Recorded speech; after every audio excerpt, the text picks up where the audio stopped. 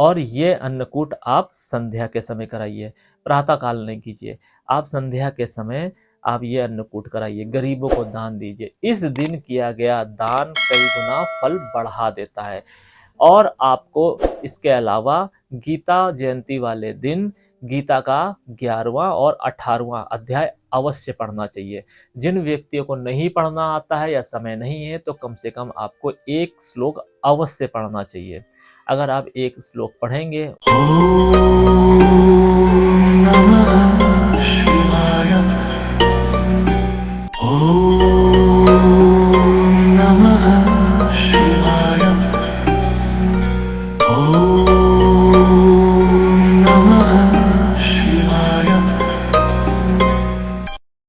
क्या आपने कभी सोचा है, जब जीवन का हर निर्णय धुंधला हो जाए, मन के विचार आपस में ही लड़ने लगे, कुछ समझ में ना आए, तब क्या करना चाहिए? ऐसे ही एक क्षण में कुरुक्षेत्र में जब अर्जुन के सामने ये सिचुएशन आई थी, तब भगवान श्री कृष्ण ने जो ज्ञान दिया था वो सिर्फ एक ज्ञान नहीं बल्कि एक ग्रंथ है। हम बात कर रहे हैं गीता की। आज हम बात करने वाले हैं गीता जयंती के पावन अवसर के ऊपर। गीता जयंती का क्या महत्व है और कैसे हम इस दिन का उपयोग अपने भले के लिए, अपने जीवन में आने वाली जो दुख हैं या जो दुख हैं अभी करंट सिचुएशन में, उसको हम दूर कैसे कर सकते हैं, आज हम इस पर बात करेंगे। Welcome celestial seekers to the cosmic journey where the stars align and destinies unfold. मैं यहाँ हूँ ताकि ब्रह्मांड के रहस्यों के माध्यम से आपको गाइड कर सकूं और ज्योतिष के ज्ञान से आगे का मार्ग प्रकाशित कर सकूं। मार्गशीर्ष एकादशी, जिसको हम मोक्षदा एकादशी के नाम से भी जानते हैं और इसे हम गीता जयंती भी कहते हैं, यानी कि गीता जयंती मोक्षदा एकादशी को ही पड़ती है और इसी वजह से मोक्षदा एकादशी का महत्व बहुत ज़्यादा बढ़ जाता है। या फिर हम ये कहें कि मोक्षदा एकादशी में गीता के द्वारा कुछ ऐसे उपाय हैं जिसे आप करके अपने जीवन में जो दुख हैं उनको आप दूर कर सकते हैं और भगवान श्री कृष्ण के आप करीब जा सकते हैं। ये एक ऐसा समय है जब आप भक्ति, कर्म और ज्ञान के माध्यम से भगवान श्री कृष्ण के हो सकते हैं और उनके प्रति अपने भक्ति को, अपने प्यार को आप दर्शा सकते हैं। इस दिन का आप उपयोग कर कर सही तरीके से भगवान श्री कृष्ण के दिखाए गए मार्ग, यानी कि मैं बात कर रहा हूँ गीता की, उसका अनुसरण करके आप भगवान श्री कृष्ण को अपने जीवन में उतार सकते हैं और अपने भीतर के अर्जुन को पहचान भी सकते हैं। आप चाहे किसी भी सिचुएशन में हो आज के दिन, वो सिचुएशन चाहे भारी हो, कमजोर हो, कैसी भी हो, आपको बहुत आसानी से निकाल सकती है गीता जयंती का ये पर्व, यानी कि मोक्षदा एकादशी का ये पर्व। क्या करना है आपको इस दिन?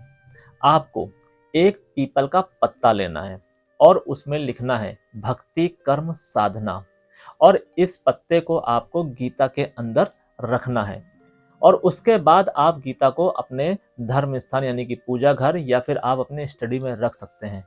जिस भी व्यक्तियों के घर में गीता नहीं है वो लोग आज के दिन गीता ला सकते हैं और जो मैंने उपयोग बताया है, प्रयोग बताया है, वो करके आप गीता को घर में स्थापित कीजिए। जैसे ही आप ये उपाय करेंगे आपके घर से नकारात्मकता तुरंत समाप्त हो जाएगी। नेगेटिविटी अगर आपके घर में नहीं रहेगी तो बहुत सारी चीज़ें ऐसी हैं जो आपके जीवन को सार्थक बना सकती हैं। ये वो नेगेटिविटी ही होती है जब आप अपने लोगों से बात करते हैं और वो उस बात को गलत शब्दों में या गलत तरीके से ले लेते हैं, या जो आप कहना चाहते हैं वो समझ नहीं पाते हैं, या आपके घर का माहौल दूषित हो जाता है। नेगेटिविटी के चक्कर में ही ये सारी चीज़ें होती हैं। आपके मन में बहुत सारे गलत विचार आना, पूजा के समय आपका मन नहीं लगना, या आपके घर में कोई व्यक्ति बीमार रहना, पूजा पाठ के समय कलह होना, लोगों का आपस में बैठकर खाना नहीं खाना, भोजन नहीं करना, प्यार नहीं रहना, ये सब नेगेटिविटी की वजह से होता है और यही नेगेटिविटी हमें आगे बढ़ने से रोकती है। तो अगर आप ये साधना करेंगे जिससे आपके जीवन से नकारात्मकता तुरंत दूर हो सकती है और आपके जीवन में हार्मनी आएगी। दूसरा उपाय क्या है? दूसरा उपाय यह है कि आपको मोक्षदा एकादशी वाली रात्रि में गीता के सामने, यानी कि आपको सबसे पहले एक चित्र लेना है भगवान श्री कृष्ण का, या मूर्ति है तो वो भी चलेगी, और वहीं उसके सामने आप एक घी का दिया प्रज्वलित कीजिए। उसके बाद वहाँ पर गीता स्थापित कीजिए, पुष्प अर्पित कीजिए और उसके बाद आपको 11 दिए जगाने, 5 दिए घी के और 6 दिए तिल के तेल के। जो मैंने एक दिया बताया है वो दिया बड़ा होगा, बाकी के 11 दिए छोटे होंगे जैसे दिवाली में होते हैं। और उसको जगाने के बाद आपको 11 माला ओम नमो भगवते वासुदेवाय मंत्र का जाप करना है। उसके बाद ये दिए आपको अपने घर के विभिन्न स्थानों पे रख देने हैं। अगर आप ऐसा करेंगे तो आपके घर में कर्म और ज्ञान के बीच में जो असंतुलन होगा वो दूर होगा। और भगवान श्री कृष्ण से आपको प्रार्थना करनी है कि हे कृष्ण भगवान, हमें हमारे जीवन में जितने भी युद्ध हैं, जो भी हमारे जीवन में संघर्ष है, उसमें हमें धर्म का बोध कराते रहिए ताकि मैं कोई गलत कार्य ना करूं। चाहे आप महिला हो या पुरुष हो, आपको यही लाइन बोलनी है। गीता जयंती वाले दिन अगर आप ऐसा करेंगे तो आपके जीवन में चाहे कितना ही बड़ा संघर्ष क्यों ना हो, भगवान श्री कृष्ण किसी न किसी वे में आपकी मदद करते दिखाई देंगे। अब वो मदद आपके भीतर बैठे हुए ज्ञान के माध्यम से हो, या आपके घर में रह रहे व्यक्तियों के माध्यम से हो, या आपकी सराउंडिंग में रहने वाले जो आस पड़ोस के लोग हैं, या आपकी मित्र मंडली हो, किसी के माध्यम से हो। जरिया कोई भी हो सकता है, मार्ग प्रशस्त करने का कार्य श्री कृष्ण भगवान ही करेंगे।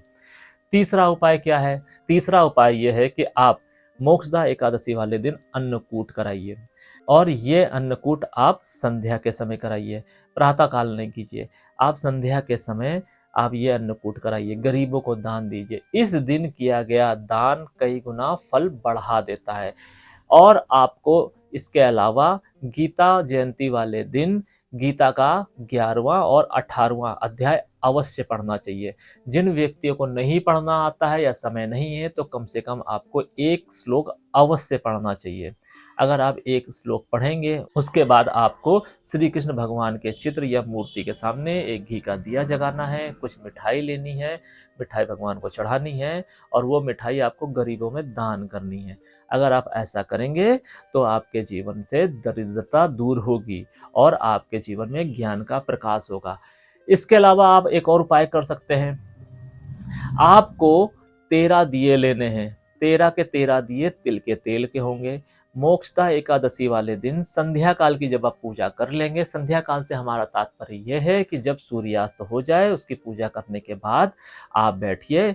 सबसे अच्छा समय रहेगा कि आप 9 से 11 बजे के बीच आप श्री कृष्ण भगवान के चित्र या मूर्ति के सामने ये 13 दिए लीजिए और 13 के 13 दिए आप तिल के तेल के जगाइए। उसके बाद आप एक पीपल का पत्ता लीजिए, उसमें आप स्वास्तिक बनाइए हल्दी से स्वास्तिक बनाने के बाद उसमें आप अक्षत डालिए। अक्षत डालने के बाद में आप एक कटोरी ले लीजिए, कोई छोटी सी, अगर छोटी सी कोई कटोरी नहीं तो एक प्लेट ले लीजिए, उसमें आप कपूर लीजिए, उसमें आप 13 लौंग लीजिए और उसको आप जगाइए। जगाने के बाद उसको 3 बार क्लॉकवाइज और 3 बार एंटी क्लॉकवाइज भगवान श्री कृष्ण के सामने घुमाइए। घुमाने के बाद आपको 13 माला ओम नमो भगवते वासुदेवाय मंत्र का जाप करना है। उसके बाद आपको ये 13 के 13 दिए अपने मेन गेट पर जाके स्थापित कर देने हैं। इससे क्या होगा? इससे अगर आपके ऊपर किसी भी तरीके की नेगेटिविटी होगी, कोई तंत्र होगा या आपके घर में किसी भी प्रकार की नेगेटिविटी होगी, वो दूर होगी। साथ ही साथ आपको एक क्रिया और करनी है। आपको एक तांबे का पात्र लेना है, उसमें जल भरना है, उसमें थोड़ा सा गंगा जल मिलाना है, थोड़े से गौमूत्र भी मिलाना है। और जो आप 13 माला पढ़ेंगे, जाप करेंगे, 13 माला का जो आप जाप करेंगे, हो सके तो इसको तुलसी की माला में आप चैंट कीजिएगा। और जैसे जैसे आपकी माला होती है, यानी कि पहली माला हो जाए उसके बाद आपको फूंक मारनी है उस जल में। यानी कि 13 माला होने के बाद आपको 13 बार आप उस जल में फूंक मार चुके होंगे। उस जल को पूरे घर में आपको छिड़कना है। अगर आप ऐसा करेंगे तो आपके घर में जो जितनी भी प्रकार की नेगेटिविटी होगी वो दूर हो जाएगी। तो देखा आपने किस तरीके से आप गीता जयंती वाले दिन यानी कि मोक्षदा एकादशी को दिन को आप यूटिलाइज कर सकते हैं अपने भले के लिए और अपने जीवन में कर्म, ज्ञान और भय को दूर कर सकते हैं। आपके जीवन में चाहे किसी भी प्रकार का भय हो, वो भय का नाश भगवान श्री कृष्ण अवश्य करेंगे। और जब आपके जीवन से भय का नाश होगा तभी ज्ञान की उत्पत्ति होती है, और यही ज्ञान हमें आगे ले जाता है। आपके जीवन में चाहे परिस्थितियां कैसी भी हों, चाहे आपके अनुकूल हो या प्रतिकूल हो, ये ज्ञान ही होता है जो आपके जीवन में कृष्ण भगवान का रूप लेता है। क्योंकि गीता क्या है? गीता ज्ञान ही तो है, जिसे भगवान श्री कृष्ण ने अर्जुन को दिया था। तब उनको समझ में आया था कि उनका असली कर्तव्य क्या है। ये वही ज्ञान है जो हमारे भीतर निवास करता है, जो समय पर जागता नहीं है। अगर यही ज्ञान समय पर जागृत हो जाए तो हम अपने जीवन में आने वाली हर समस्या का, हर चुनौती का डटकर सामना कर सकते हैं और उससे अच्छे से निपट सकते हैं। और उससे एक और फायदा होगा कि अगर आप सही तरीके से अपने जीवन में आने वाले संघर्ष और चुनौतियों का सामना सही से करते हैं तो आपके जीवन में कोई बड़ी दिक्कत नहीं आएगी। वहीं अगर आपके जीवन में कोई छोटी सी समस्या आ रही, छोटी सी परेशानी आ रही है और आपने गलत निर्णय ले लिया, तो आपके अपने प्लानेट भी खराब होंगे, और आप, हो सकता है कि जो समस्या आपके जीवन में थोड़े दिन के लिए रहनी थी उसको आप बढ़ा लेंगे।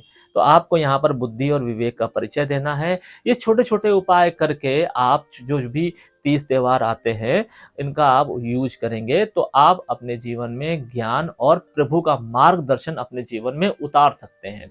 तो अगर आपके जीवन में या आपके परिवार के किसी व्यक्ति के जीवन में इस तरीके की कोई उथल पुथल है, इसके साथ ही जो भी मैंने आपको उपाय बताए हैं, इन उपाय के माध्यम से आपके कुंडली में अगर मून खराब होगा, चंद्रमा खराब होगा, तो चंद्रमा को भी बल मिलेगा, यानी कि आपका चंद्रमा जो है वो मजबूत होगा।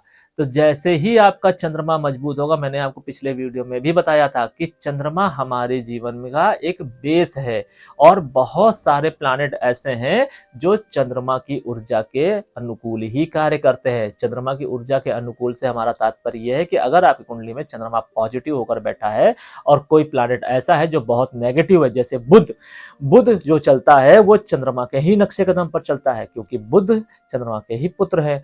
वहीं गुरु का ज्ञान भी चंद्रमा से ही वसीभूत है। क्यों? क्योंकि अगर मन में आपके उथल पुथल होगी तो आप चाहे कितने ही पढ़े लिखे हो, चाहे कितने ही ज्ञानी हो, आप उस ज्ञान का सदुपयोग नहीं कर पाएंगे। शनि, शनि कर्मफल दाता है, वहीं शनि के कर्मफल को चंद्रमा भी डिसाइड करते हैं। अगर आपका मन नियंत्रित है, आपका सोल कंट्रोल्ड है, तो आप अच्छे से डिसीजन लेंगे और अपने जीवन को अच्छी जगह पे चैनलाइज कर पाएंगे, अच्छे थॉट प्रोसेस के साथ चैनलाइज कर पाएंगे। अगर आज के वीडियो में आपको कुछ ऐसा है जो समझ में नहीं आया है तो आप हमसे कमेंट के माध्यम से पूछ सकते हैं, या आपके जीवन में कोई और समस्या है भय से रिलेटेड, या कोई आपके जीवन में अनचाहा सा भय है, या ज्ञान से रिलेटेड, या आप किसी कंपटीशन की तैयारी कर रहे हैं, कोई भी चीज ज्ञान से रिलेटेड हो, भय से रिलेटेड हो, नकारात्मकता से रिलेटेड हो, या एग्जीक्यूशन से रिलेटेड हो, तो आप हमसे कमेंट के माध्यम से साझा कर सकते हैं। सार्वजनिक नहीं करना चाहते हैं तो व्हाट्सएप के माध्यम से हमसे जुड़ सकते हैं। उससे रिलेटेड जो रेमेडी होगी मैं आपको बताऊंगा, क्योंकि आपके जीवन में ज्ञान से रिलेटेड, कर्म से रिलेटेड क्या समस्याएं हैं ये तो आप ही बता सकते हैं। जो जर्नल समस्याएं होती हैं, जो जर्नल रेमेडीज थी, वो मैंने आपको यहाँ पर बता दी, और वो रेमेडी जो जिस भी तरीके से मैंने आपको बताया है, बहुत सरल तरीका है, बहुत सरल भाव है। इस सरल तरीके, सरल भाव से आप स्पेसिफिक तिथि या त्योहार में आप समर्पित होकर कार्य करेंगे तो आप उसका फल कई गुना तक बढ़ा सकते हैं। इसके अलावा आप मोक्षदा एकादशी यानी गीता जयंती वाले दिन गीता का दान भी कर सकते हैं, जो कि सर्वोपरि है, सबसे ज्यादा फल देने वाला दान है। आपको अगर गीता दान करनी है कभी भी, या ज्ञान का दान करना है, या फिर आपके पास इतना बजट नहीं है, तो आप स्टेशनरी यानी कि पढ़ाई लिखाई की चीजें किसी जरूरतमंद व्यक्ति को दान कर सकते हैं। फिर वो चाहे मेल हो, फीमेल हो, कोई भी हो, बच्चा है या फिर बड़ा है। कुछ लोग ऐसे होते हैं जो अपने कॉलेज टाइम में होते हैं लेकिन उनके पास में पैसा नहीं होता है, धन नहीं होता है कि वो अपने स्टडी मटेरियल खरीद सकें।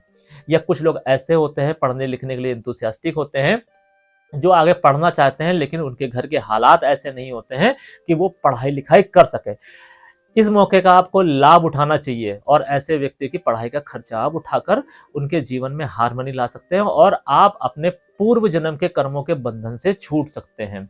आपने देखा होगा, आपने सुना भी होगा कई कथाओं के माध्यम से, मैं यहाँ पर नाम नहीं लूंगा, जहां पर लोगों ने कथाओं के माध्यम से मंदिरों के जीर्णोद्धार करवाए हैं। तो उसी तरीके से आप अगर किसी मनुष्य का, किसी व्यक्ति के करियर का या फिर उसके जीवन का जीर्णोद्धार करते हैं तो ये भी एक भक्ति ही है, ये भी एक समर्पण ही है, ये भी एक भाव ही है भगवान के प्रति। क्योंकि आप जिस भाव से भगवान से जुड़ेंगे, प्रभु से जुड़ेंगे, भगवान उसी भाव से आपको देगा। आशा है आपको ये वीडियो समझ में आया होगा। कुछ ऐसा है जो समझ में नहीं आया है तो आप हमसे जुड़ सकते हैं कमेंट के माध्यम से, व्हाट्सएप के माध्यम से। अपनी कुंडली का एनालिसिस कराने के लिए आप हमसे अपॉइंटमेंट ले सकते हैं थ्रू आउट द व्हाट्सएप। आज के लिए फिलहाल इतना ही। सेल्सियल एनर्जीज आपका मार्गदर्शन करें और आपके आगे के सफर को प्रकाशित करें। शरणम।